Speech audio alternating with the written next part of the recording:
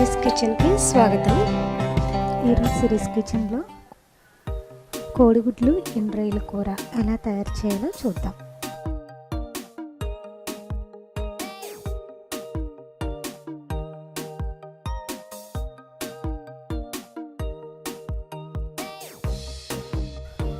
ముందుగా స్టవ్ పై పాన్ పెట్టి 2 టీ స్పూన్ల ఆయిల్ వేసి ఆయిల్ని కాగనివ్వండి.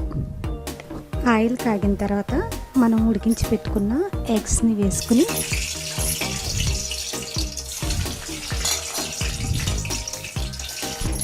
ఆయిల్లో వేయించుకోవాలి.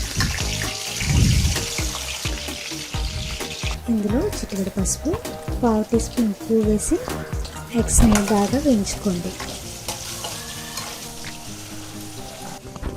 ఈ విధంగా ఎగ్స్ వేగిన తర్వాత వీటిని ఒక ప్లేట్లోకి తీసుకుని పక్కన పెట్టుకోండి. ఇప్పుడు అదే పాన్లో మనం శుభ్రంగా కడిగి ఒలిచి పెట్టుకున్న ఎండ్రాయిల్ని ఆయిల్లో వేసుకుని వేయించుకోవాలి.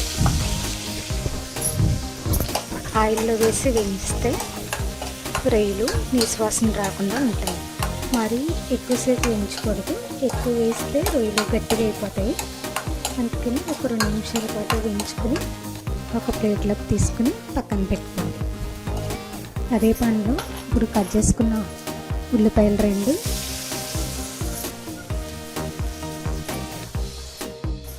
పచ్చిమిర్చి 2 వేసి బాగా కలిపి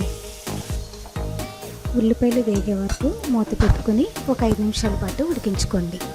ఉల్లిపాయలు వేగిన తర్వాత 1 టీ స్పూన్ అల్లం వెల్లుల్లి పేస్ట్ వేసి బాగా కలిపి పచ్చివాసన పోయే వరకు 1 నిమిషం పాటు ఉంచండి. అల్లం వెల్లుల్లి పేస్ట్ స్మెల్ పోయిన తర్వాత ఇందులో 1 టీ స్పూన్ కారం, రుచికి తగినంత ఉప్పు వేసి ఒకసారి బాగా కలుపుకోండి. బాగా కలిపిన తర్వాత ఇందులో మనం వేయించుకున్న ఎండ్రాయిలు, గుడ్లు వేసి బాగా కలిపి ఒక 5 నిమిషాల పాటు మూత పెట్టుకుని ఉంచుకోండి. ఇప్పుడు ఇందులో ఒక 1/2 గ్లాస్ వాటర్ వేసి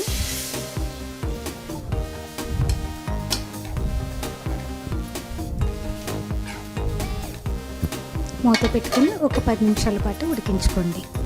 ఈ ఉడికేలోపు చింతపండుని తీసుకుని నానబెట్టి ఉంచుకోండి. ఇప్పుడు ఒకసారి మూతేసి మనం రెడీ చేసుకున్న చింతపండు రసాన్ని వేసి ఒకసారి బాగా కలిపి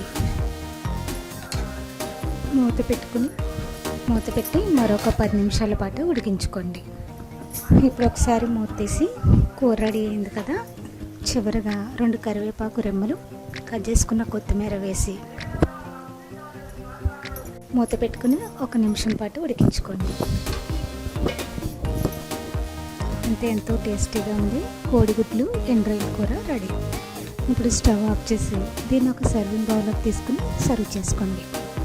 మరిన్ని వీడియోస్ కోసం సిరీస్ కిచెన్ని సబ్స్క్రైబ్ కాగలరు. ధన్యవాదములు.